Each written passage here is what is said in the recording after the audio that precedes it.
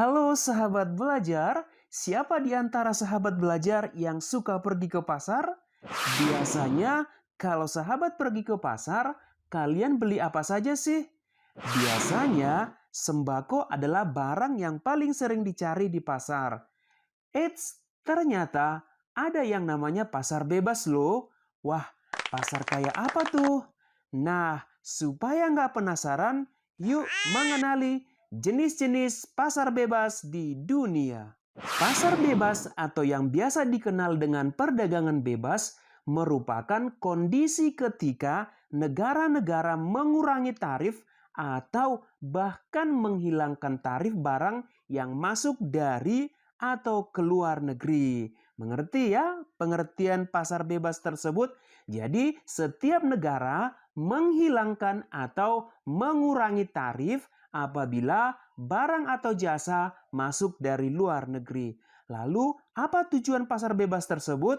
Sahabat belajar, tujuan pasar bebas adalah untuk meningkatkan kegiatan perdagangan. Pasar bebas ditandai dengan kesepakatan dari negara-negara yang ikut serta dalam perjanjian pasar bebas tersebut. Sekarang, yuk mari kita kenalan dengan macam-macam pasar bebas di dunia. Yang pertama adalah Masyarakat Ekonomi ASEAN atau sering disingkat dengan MEA. MEA merupakan pasar bebas di kawasan Asia Tenggara. Sesuai dengan namanya, negara-negara yang tergabung di MEA adalah negara-negara ASEAN. Ayo sahabat belajar, masih ingat kan siapa saja negara anggota ASEAN? Sahabat belajar, dalam MEA seluruh negara anggota diperbolehkan menjual barang dan jasa ke seluruh anggota tanpa tarif atau tanpa biaya. Selain barang-barang, jasa juga termasuk dalam kategori yang dijual di MEA. Oleh karena itu, muncul tenaga kerja profesional dari luar negeri. Misalnya nih ada dokter, akuntan, pengacara. Selain itu, MEA memungkinkan negara-negara anggotanya untuk membentuk pasar tunggal sehingga persaingan meningkat di antara anggota MEA tersebut. Wah, gimana nih? Sahabat belajar sudah siap bersaing di pasar atau di pasar bebas MEA? Mulai dari sekarang dipersiapkan ya. Sahabat belajar, MEA dibentuk pada tahun 2015. Untuk Indonesia, MEA adalah peluang sekaligus menjadi tantangan. MEA dianggap sebagai peluang karena dengan adanya MEA, kesempatan bagi produsen dalam negeri untuk memperluas jangkauan pasar semakin besar. Jadi, produsen-produsen yang ada di Indonesia bisa menjual barangnya tanpa tarif atau tarif yang rendah ke anggota-anggota MEA tersebut.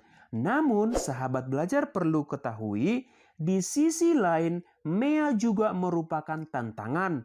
Karena apa? Karena barang-barang Indonesia masih banyak yang belum mampu bersaing di luar negeri.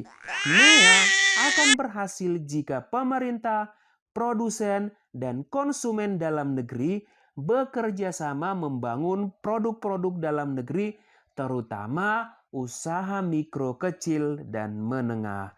Begitu ya penjelasan tentang MEA. Kita lanjut yang kedua, ada ASEAN Free Trade Area atau AFTA. Sahabat belajar, AFTA merupakan kesepakatan dari negara-negara ASEAN untuk membentuk kawasan perdagangan bebas guna meningkatkan daya saing ekonomi di kawasan regional ASEAN.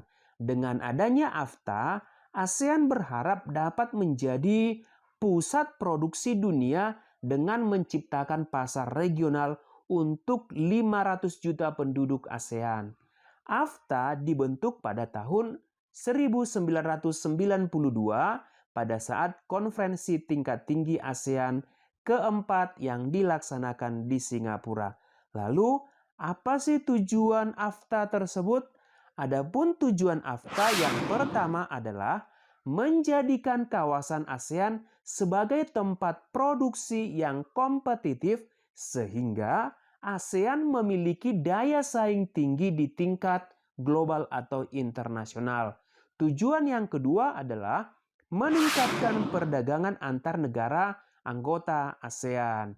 Dan tujuan yang ketiga adalah meningkatkan ketertarikan investasi dari negeri dalam bentuk foreign direct investment.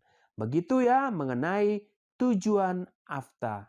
Kita lanjut, yang ketiga adalah Asia Pacific Economic Cooperation atau sering disingkat dengan APEC. APEC adalah sebuah organisasi internasional yang bertujuan untuk meningkatkan pertumbuhan ekonomi dan kesejahteraan serta kerjasama di antara negara-negara di kawasan Asia Pasifik. Sahabat belajar, saat ini APEC memiliki 21 anggota dari negara-negara yang terletak di kawasan Asia dan Pasifik, dan APEC berkantor pusat di Singapura.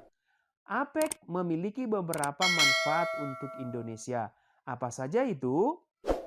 Antara lain untuk meningkatkan hubungan dengan negara-negara anggota APEC dan sarana peningkatan investasi. Begitu ya tujuan daripada APEC tersebut. Jadi lebih cenderung untuk peningkatan investasi. Yang selanjutnya adalah Uni Eropa. Apa ini Uni Eropa? Penasaran? Ya, Uni Eropa adalah organisasi antar pemerintahan dengan anggota 28 negara Eropa. Uni Eropa bukan sebuah negara federal atau organisasi internasional dalam pengertian tradisional ya, tetapi sebuah badan otonom di antara keduanya. Hal ini berarti masing-masing negara tetap berdaulat atau merdeka, tetapi mereka menggabungkan kedaulatan untuk mendapatkan kekuatan yang lebih besar. Sahabat belajar, manfaat terbesar yang didapat anggota dengan dibentuknya Uni Eropa adalah menghilangkan hambatan keluar masuk barang dari negara anggota sehingga meningkatkan perekonomian di antara anggota Uni Eropa tersebut. Tahukah sahabat, Inggris memutuskan untuk keluar dari keanggotaan Uni Eropa. Hal ini diputuskan setelah diadakannya voting dengan masyarakat Inggris Raya sebagai respondennya.